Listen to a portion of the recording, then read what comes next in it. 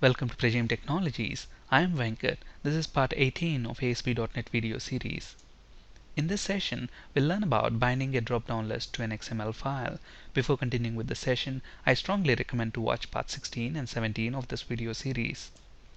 In part 17 of this video series, we have discussed about binding a drop-down list to a database table. In this session, we'll learn about binding a drop-down list to an XML file. Just like how we can use a database table to store data, we can use an XML file as well to store data.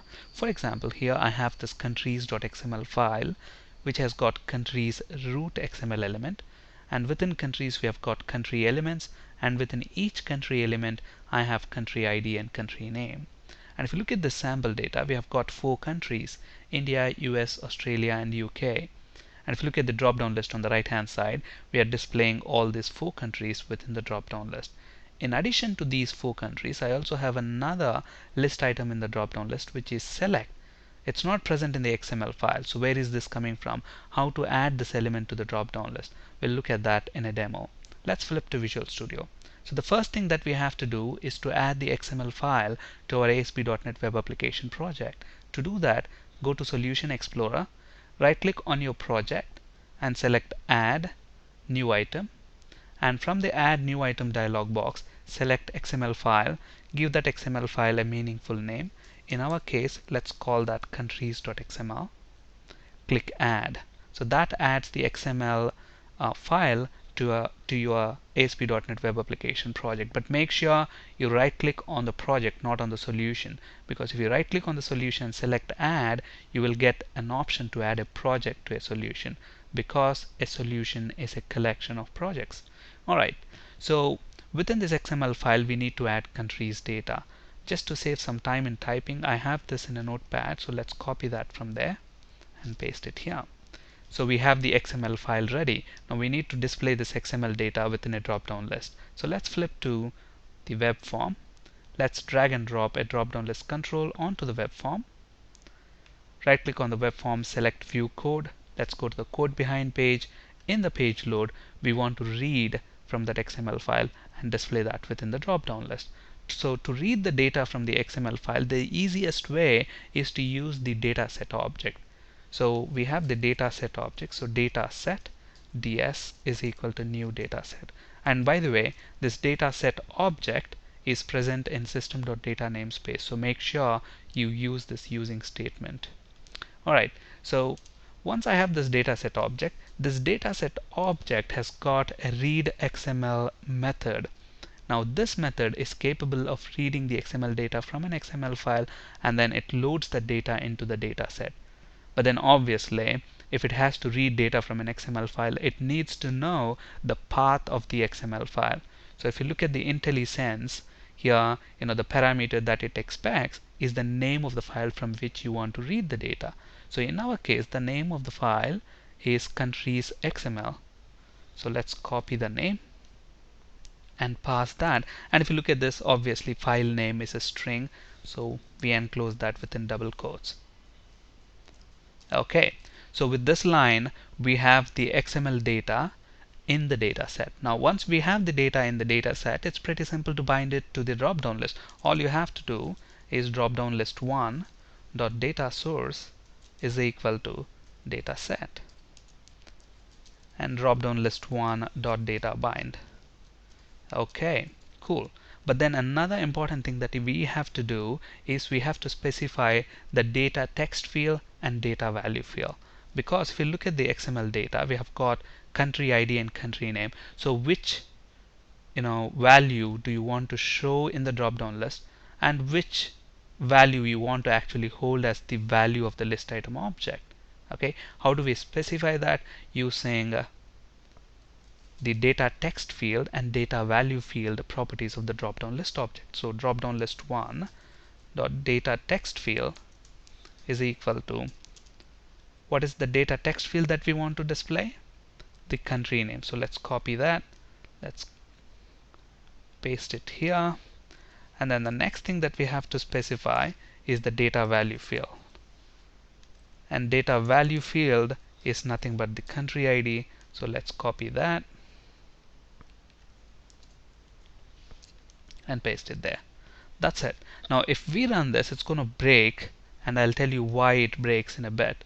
So let's run this. So it tries to read the data from the XML file, but then it will not find that XML file. Look at this, could not find file. If you look at the exception, system.io.file not found exception. Now if you look at the path, it's looking at this path. Do we have the path, file at this path? No. Where is the file present?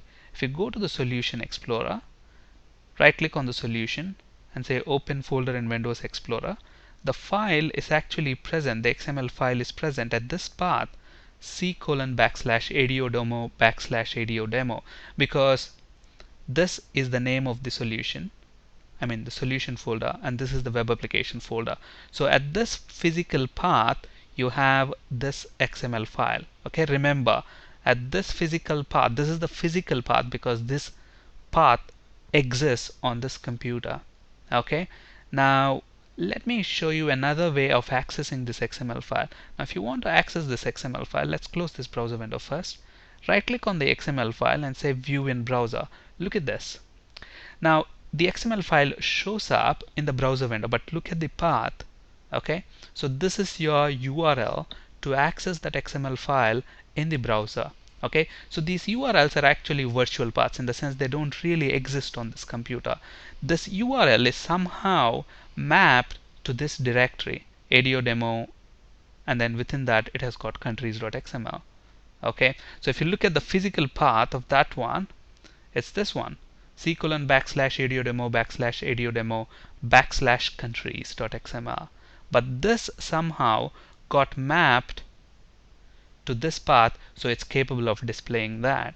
Okay, now obviously if you have to read from that XML file, what you will have to do is you will have to map this virtual path to a physical path, and to do that we can make use of a method called mapPath. Okay, server.mapPath. And if you look at the IntelliSense, this method returns the physical path that corresponds to a specified virtual path on the web server.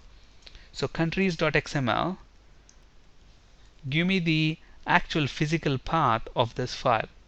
Okay, so this one is going to return that physical path. Actually, to prove that, let's assign this value to a variable. Let's create a variable here, string, let's call this str physical path.